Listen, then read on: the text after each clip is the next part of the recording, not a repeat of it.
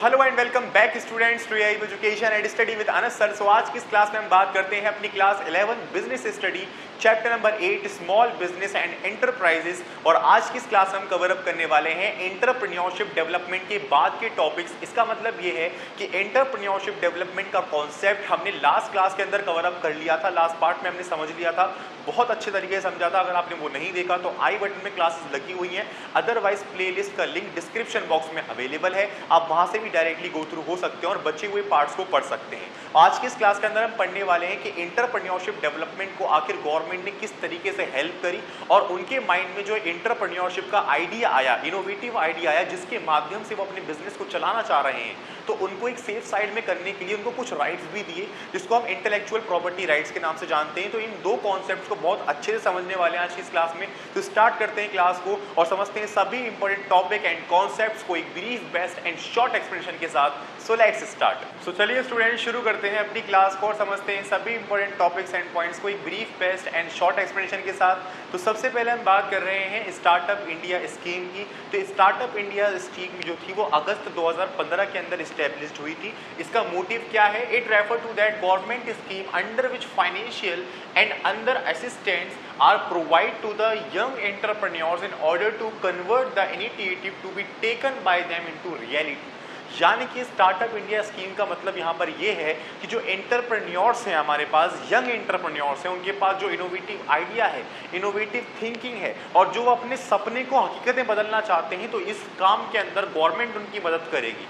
तो गवर्नमेंट ने एक स्कीम लॉन्च करी, स्टार्टअप इंडिया स्कीम, जिससे उनको फाइनेंशियली और सोशली कनेक्ट किया और उनको सपोर्ट किया और साथ ही साथ उनके फंड का भी इंतजाम कर दिया। और वेज टू फंड स्टार्टअप, यानी कि अपने काम को शुरू करने के लिए जो फंड्स की हमें ज़रूरत होती है, वो मैंने पार्ट 1 के अंदर लास्ट सेशन के अंदर ही डिस्कस कर लिया है। अगर आपने वो नहीं देखा तो पढ़ लीजिएगा कि क्या होती है एंजल इन्वेस्टमेंट, क्या होती है क्राउड फंडिंग, क्या होती है बूटस्ट्रैपिंग, क्या होता है वेंचर कैपिटल और बहुत कुछ। तो आज की इस क्लास में हम समझ रहे हैं भाई स्टार्टअप इंडिया स्कीम का मतलब यहाँ पर हम समझ गए कि गवर्नमेंट का एक सपोर्ट जो कि यंग एंटरप्रेन्योर्स को उनके ड्रीम को रियलिटी में कन्वर्ट करने के लिए किया जा रहा है।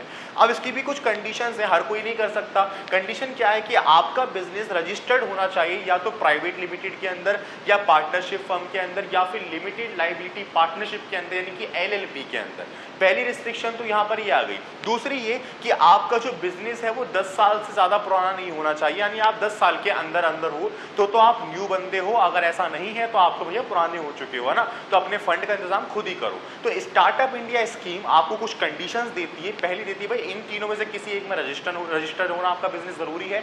दूसरी चीज आपको 10 साल से ज्यादा नहीं होने चाहिए। और तीसरी इंपॉर्टेंट चीज कि आपके फाइनेंशियल ईयर का turnover should not exceeding 100 crore, 100 crore से ज्यादा का आपका टर्नओवर नहीं होना चाहिए। और पांचवा आ जाता है हमारे पास इनोवेटिव एम, यानी कि आपका बिजनेस करने के चक्कर में और बिजनेस करने के पीछे एक इनोवेटिव एम होना चाहिए। या तो वो आप एम्प्लॉयमेंट डेवलपमेंट का हो या एम्प्लॉयमेंट प्रोवाइड करने का हो, इकोनॉमिक डेवलपमेंट करने का हो, या फिर एक बहुत बड़ा प्रॉफिट मोटिव हो, इनोवेटिव आइडिया हो जिससे हमारी इकोनॉमी को भी सपोर्ट हो, जिससे हमारी एम्प्लॉयमेंट लेवल को भी सपोर्ट हो और बहुत कुछ हमें प्रॉफिट मिले देश के लेवल पर भी और एक पर्सनल लेवल पर भी।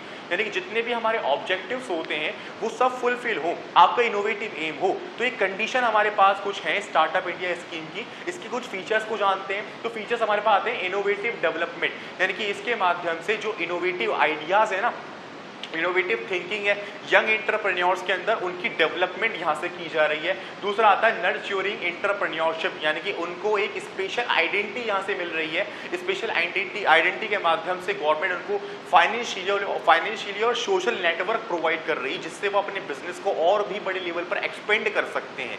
जब उनको इतना सारा सपोर्ट मिलेगा तो उनका जो इनोवेटिव आइडिया होगा वो उस पर लगातार काम करेंगे बिना टेंशन लिए फाइनेंस की, बिना टेंशन लिए सोशल नेटवर्क की। ठीक है, तो nurturing entrepreneurship related with limited area हमने पढ़ लिया कि सभी के लिए नहीं है, ये इन कंडीशंस के अंदर जो लाई कर रहा है ये सिर्फ उनके लिए है। तीसरी और चौथी इंपॉर्टेंट चीज मिनिमम लीगल कॉम्प्लेक्सिटीज, जैसे कि आप पार्टनरशिप फर्म खोल रहे हो, आप एलएलपी खोल रहे हो या कोऑपरेटिव सोसाइटी बना रहे हो या फिर सोल ट्रेड यानी 1% कंपनी आप ओपन कर रहे हो, तो बहुत सारी लीगल फॉर्मेलिटीज होती हैं, है ना। चाहे किसी में कम है तो किसी में ज्यादा है, बहुत होती हैं लीगल फॉर्मेलिटीज। आपको यहाँ से लाइसेंस लेना पड़ेगा, ये सर्टिफिकेट, वो सर्टिफिकेट, बट यहाँ पर स्टार्टअप इंडिया स्कीम के माध्यम से अभी हम प्रोसेस समझेंगे तो बहुत ही कम लीगल फॉर्मेलिटीज़ हैं ताकि बंदा इसके अंदर फंसता ना चला जाए, ये ना समझे कि काफ़ी लेंदी प्रोसेस है, ऐसा ना समझे। तो मिनिमम लीगल कॉम्प्लेक्सिटीज़ हैं यहाँ पर। फिर आता है डेक्लेरेशन ऑफ फाइनेंशियल बेनिफिट, या आपको फाइनेंशियल बेनिफिट देता है, 80% का रिबेट देता है, 80% का रिबेट फ्री, आपको 3 साल तक कोई टैक्स नहीं देना, आप स्पेशल इकोनॉमिक जोन के अंदर लगाओ, आपको बिजली फ्री, यानी कि हर तरीके से गवर्नमेंट सपोर्ट करती है, चाहे वो टैक्स हो, बिजली हो, फंड हो, रिफंड हो, कुछ भी हो। स्पेशल इकोनॉमिक जोन में इनको बाकायदा जगह मिलती है, यानी कि हमने वेज टू फंड स्टार्टअप पढ़ा था, इंक्यूबेटर पढ़ा था, एक्यूबेटर पढ़ा था, जो कि गवर्नमेंट के द्वारा 2 फाइनेंशियल इंस्टीट्यूट हैं। इंक्यूबेटर हमने पढ़ा कि जो बिजनेस बिल्कुल अभी स्टार्ट हुए हैं, जो वॉक कर रहे हैं, उनकी हेल्प करना, उनको वर्क स्पेस देना, उनके लिए ऑफिस डेवलप्ड करना, उनके लिए एम्प्लॉयमेंट मार्केटिंग लेवल के काम करना। और रन का मतलब हमने देखा कि जो बिजनेस पहले से ही कोई उत्पादन कर रहे हैं उनकी हेल्प करना, चाहे वो फाइनेंशियली हो, डिपार्टमेंटलाइजेशन हो, या कोई मार्केटिंग लेवल हो, कुछ भी हो। तो ये 2 गवर्नमेंट की फाइनेंशियल असिस्टेंस है जो कि स्टार्टअप को सपोर्ट कर रहे हैं। तो यहाँ पर हम क्या जान रहे हैं, declaration of financial benefit, financial benefits को लेकर गवर्नमेंट हर तरीके से सपोर्ट कर रही है, चाहे वो टैक्स में हो, बिजली में हो, या फिर स्टार्टअप के अंदर ही क्यों ना हो।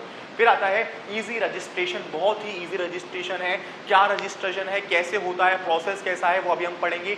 स्टार्टअप सपोर्ट हब, इतना ही नहीं है कि आपको इसकी जानकारी देने के लिए, इसके बारे में समझाने के लिए, इसकी नीतियों के बारे में पढ़ने के लिए आपके पास कई सारे इंस्टीट्यूट्स भी आते हैं, जैसे कि कुछ है नेशनल इंस्टीट्यूट ऑफ टेक्नोलॉजी, जिसको हम NIT कहते हैं। फिर आता है Indian institutes of information technology, जिसको हम IITs कहते हैं। तो ये स्टार्टअप सपोर्ट हब है। अब मैं बात करूं गवर्नमेंट फंडिंग की, तो गवर्नमेंट फंडिंग कम से कम 250 करोड़ की रहती है, प्रोविजन 10,000 करोड़ का बना रहता है। और साथ ही साथ गवर्नमेंट फंडिंग, हम यहाँ से ये भी ध्यान रखें कि ये जो फंडिंग है ये डिफरेंट ट्राइब्स के अंदर डिवाइड, यानी कैटेगरी बनी हुई है, लाइक फीमेल एंटरप्रेन्योर्स हो गया, ट्राइब्स एंटरप्रेन्योर्स हो गया, दलित एंटरप्रेन्योर्स हो गया, यानी कैटेगरी बना रखी है कि हर बंदा इसमें इन्वॉल्व हो सके, जिसके पास भी इनोवेटिव आइडिया है वो लेकर आए, ताकि हमारा देश ग्रोथ करे। क्योंकि सबसे पहले हम ये पढ़कर आ चुके हैं कि देश की जो डेवलपमेंट होती है उसके अंदर रहने वाले इंडस्ट्रियल सेक्टर से होती है।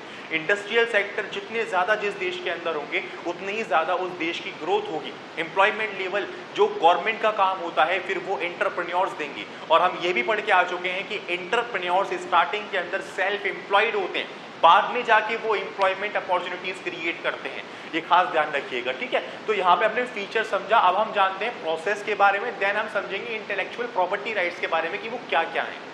तो चलिए स्टूडेंट्स, हम समझते हैं कि आखिर इसका प्रोसेस क्या है, यानी कि स्टार्टअप इंडिया स्कीम के अंदर अपने आप को रजिस्टर्ड करवाने के लिए क्या प्रोसेस होता है। तो पहला ये होता है इनकॉर्पोरेशन ऑफ बिजनेस, यानी कि अभी हम कंडीशन में पढ़कर आए हैं कि हमारा बिजनेस कम से कम 3 में से 1 में के रजिस्टर्ड तो होना चाहिए, चाहे वो प्राइवेट लिमिटेड पार्टनरशिप हो, या फिर पार्टनरशिप फर्म हो, या फिर लिमिटेड लाइबिलिटी पार्टनरशिप हो। इन तीनों में से कोई ना कोई में हमारा बिजनेस रजिस्टर्ड होना चाहिए। अब इसका मतलब क्या होता है, इसका मतलब ये होता है कि business are totally separate from owner, यानी कि बिजनेस जो है वो टोटली सेपरेट हो जाता है ओनर से, बिजनेस को एक सेपरेट लीगल एंटाइटी मिल जाती है। तो ये हमारा रीजन होता है कि first of all our business having the incorporation of business.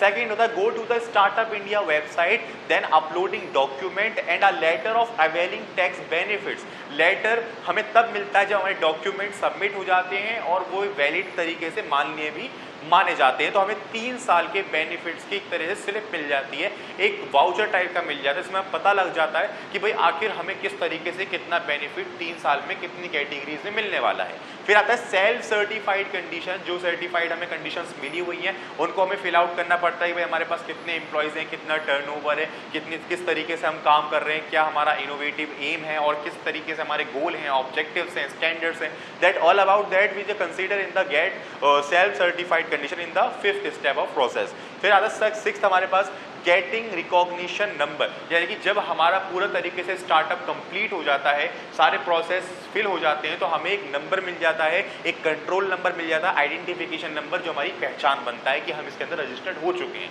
और स्टार्टअप इंडिया स्कीम के अंदर ऑलरेडी गवर्नमेंट के 1.25 लाख 5 lakhs बिजनेस रजिस्टर्ड हैं, ठीक है, ये ध्यान रखिएगा। तो इस तरीके से हमें गेटिंग रिकॉग्निशन नंबर मिल जाता है अपनी पहचान बताने के लिए अपने इतने सारे स्टार्टअप्स के अंदर, राइट। तो ये हमारा प्रोसेस था, होपफुली समझ में आया होगा। अब हम जानते हैं इंटेलेक्चुअल प्रॉपर्टी राइट क्या होता है। तो जिस तरीके से हमारी कोई प्रॉपर्टी होती है और हमारी उस प्रॉपर्टी का यूज बिना कोई हमसे बिना पूछे नहीं कर सकता, ना ही उसको बेच सकता, ना किराए पे उठा सकता, ना उसमें रह सकता, ये हमारी प्रॉपर्टी है। मान लीजिए आपका कोई मकान है, तो आपके मकान के अंदर बिना आपसे कोई पूछे रह सकता है, या बिना आपसे कोई पूछे बेच सकता है, या बिना आपसे कोई पूछे उसके अंदर किराएदार रख सकता है, ऐसा नहीं हो सकता। तो यहाँ पर हमारे पास भी ये कुछ बिजनेस की प्रॉपर्टी है। बिजनेस एक प्रॉपर्टी ही तो है, बट इस प्रॉपर्टी में one of the most important property क्या होती है, इंटेंजिबल एसेट।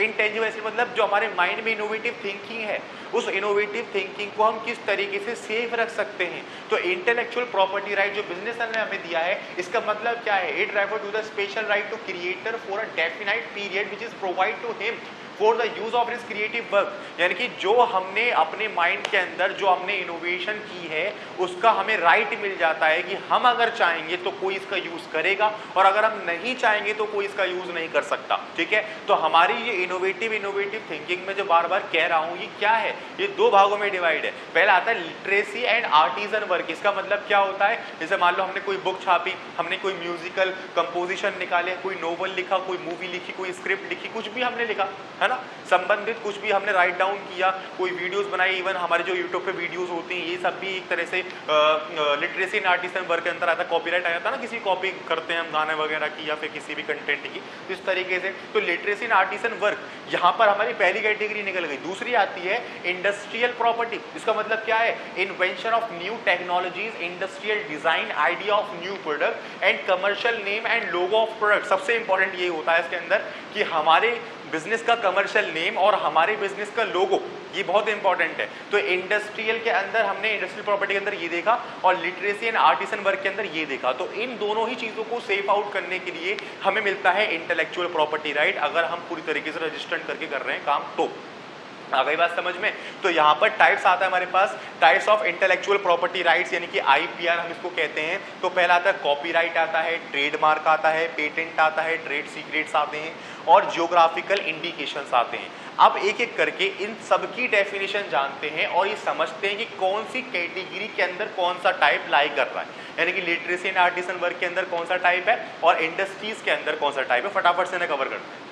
तो चलिए स्टूडेंट्स, अब हम बात करते हैं टाइप्स ऑफ आईपीआर की। तो फर्स्ट टाइप हमारे पास आता है कॉपीराइट। तो कॉपीराइट से शुरुआत करते हैं। It refer to the right given to the creator on his literacy and artisan work. यानी कि हमने पढ़ा था कि इंटेलेक्चुअल प्रॉपर्टी राइट जो होता है, फर्स्ट लिटरेसी वर्क एंड दूसरा इंडस्ट्रियल वर्क आता है। तो कॉपीराइट जो कंटेंट अवेलेबल करता है वो लिटरेसी एंड आर्टिजन वर्क के लिए करता है, जिससे कोई भी बंदा हमारे जैसा कंटेंट कॉपी करके नहीं डाल सकता। तो यहाँ पे कॉपीराइट उसको कहा जा रहा है। इसकी ड्यूरेशन क्या होती है, इसकी ड्यूरेशन पूरी जिंदगी के लिए होती है और इवन आपकी डेथ के 60 सालों बाद तलक रहती है। तो कॉपीराइट का मतलब यहाँ पर ये समझ लो, जितनी भी मूवीज हैं, स्क्रिप्ट्स हैं और जितने भी नॉवेल्स वगैरह होते हैं वो कॉपीराइट के अंदर सर्टिफाइड होते हैं, जिससे कोई भी इसको कॉपी करके बाजार के अंदर नहीं बेच सकता एंड इवन इससे पैसा भी नहीं कमा सकता। तो यहाँ पे आपने ये देख लिया। इसकी ड्यूरेशन क्या है स्टूडेंट्स, इसकी ड्यूरेशन है पूरी जिंदगी और आपके मतलब किसी भी ऑथर के जाने के बाद भी 60 साल तक इसकी ड्यूरेशन बनी रहती है। पेटेंट का मतलब क्या होता है, it refer to the right given to a creator as a result of his creation of a new useful and obvious product और अ प्रोसेस। तो यहाँ पर क्या बताया गया है कि ये वो राइट क्रिएट करता है जो कि क्रिएटर को अपनी क्रिएशन को न्यू, यानी न्यू क्रिएशन जो है उसको एक तरह से सेफली रखने के लिए कुछ समय तक उसको मतलब सेफ्टी मतलब रखने के लिए कुछ समय तक मेंटेन करके रखने के लिए ये हेल्प करता है। प्रोसेस का मतलब यहाँ से क्या पता लग रहा है, प्रोसेस का मतलब ये हो सकता है भाई कोई मेथड हो सकता है, कोई फॉर्मूला हो सकता है, कोई न्यू आइडिया हो सकता है, या किसी काम को करने का शॉर्ट मेथड हो सकता है। फॉर एग्जांपल अभी 1 लीटर पेट्रोल के अंदर गाड़ी इतने किलोमीटर चल रही है, तो 1 लीटर पेट्रोल के अंदर गाड़ी इतने से ज़्यादा किलोमीटर चल सकती है, ये हमारे पास आइडिया है। या फिर आप देख पाओगे कि बहुत सारी स्टूडेंट्स जो होते हैं अलग अलग जगह पे वो अलग अलग इनोवेटिव थिंकिंग करते हैं, लाइक एआई रोबोट हो गया, या फिर पॉल्यूटेड जो पॉल्यूशन है हमारी दिल्ली के अंदर उसको एक तरह से कार्बन के अंदर कन्वर्ट करने के लिए बहुत सारी चीज़ें। तो यहाँ पर हमने ये देख पाएंगे कि अलग अलग जो इनोवेशन होती है that are consider in the patent, है ना। तो पेटेंट के अंदर वो कंसिडर करते हैं कोई भी न्यू मेथड है, फॉर्मूला है, आइडिया है, वह सब चीज़ें। तो ये हमने जाना पेटेंट का मतलब, इसकी ड्यूरेशन रहती है 20 सालों तक। 20 साल के बाद पैसा दो, फिर से पेटेंट करवा लो। फिर आता है ट्रेडमार्क। ट्रेडमार्क का मतलब वही वाला हमने पढ़ा इंडस्ट्रियल वर्क, है ना, कमर्शियल लोगो हो गया, कमर्शियल नेम हो गया, तो उसको सर्टिफाइड करवाने के लिए, उसको सेफ रखने के लिए हम जो है ट्रेडमार्क इंटेलेक्चुअल प्रॉपर्टी राइट का यूज करते हैं। इसमें क्या होता है, it refer to the right given to the creator under which no other person or business concern can use his well protected distinguished identity. यानी कोई और बिजनेस आपके बिजनेस का नेम, आपके बिजनेस की आइडेंटिटी, आपके बिजनेस का लोगो यूज नहीं कर सकता आफ्टर द सर्टिफाइड ट्रेडमार्क, है ना। तो ये ध्यान रखिएगा, ट्रेडमार्क इंटेलेक्चुअल प्रॉपर्टी राइट ज़्यादातर कमर्शियल नेम और कमर्शियल लोगों के लिए ही बनाया गया है, तो ये इंडस्ट्रियल के अंदर कंसीडर करता है।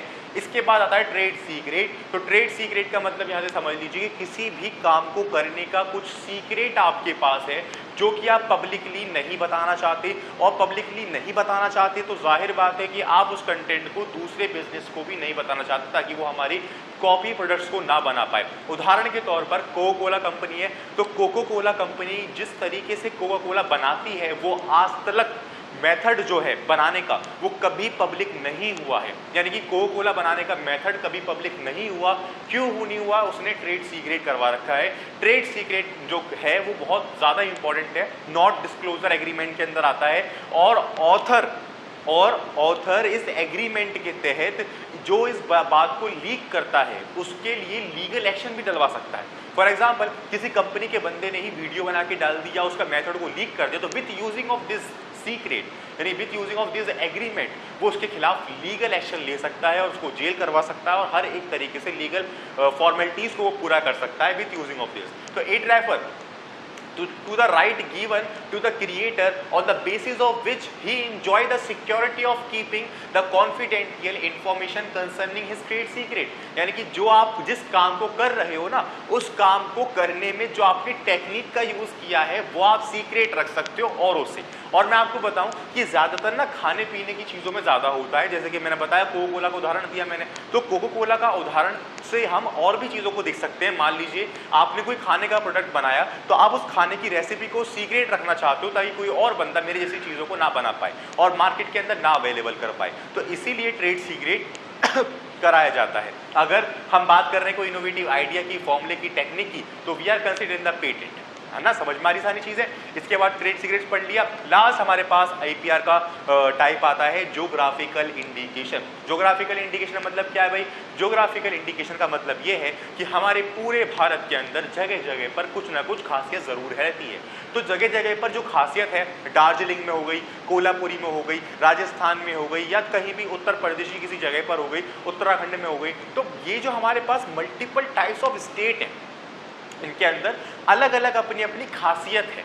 खासियत कैसे? जैसे कहीं के मसाले मशहूर हैं, कहीं की चाय पत्ती मशहूर है, कहीं की कॉफ़ी मशहूर है, कहीं की चप्पलें मशहूर है, कहीं का कुछ, कहीं का कुछ। तो इस तरीके से चीज़ों का डिवीज़न है। अब वहाँ पर ये डिवीज़न इसलिए हुआ है क्योंकि इन्वायरमेंटल इफेक्ट है भाई, वहाँ पर उन चीज़ों का उत्पादन ज़्यादा होता है और लंबे समय से हो रहा है। तो यहाँ पर ज्योग्राफिकल इंडिकेशन का मतलब ये है कि जिस जगह पर जिस खास वस्तु का उत्पादन हो रहा है, तो हम इस एग्रीमेंट के माध्यम से ये अप्रूवल लें कि आने वाले समय के अंदर उस जगह पर किसी भी तरीके से कंस्ट्रक्टिव एक्टिविटी नहीं चलेगी जिससे हमारी ज़मीनें खराब हो जाएं या फिर हम उस प्रोडक्शन को ना कर पाएं। That's it. तो it refer to the right given to the producer of a unique product which continues to provide security to the distinction of place of origin their product. यानी कि अपने इस प्रोडक्शन को कंटिन्यूटी प्रोवाइड करने के लिए, continue रखने के लिए हम यूज करते हैं ज्योग्राफिकल इंडिकेशन का।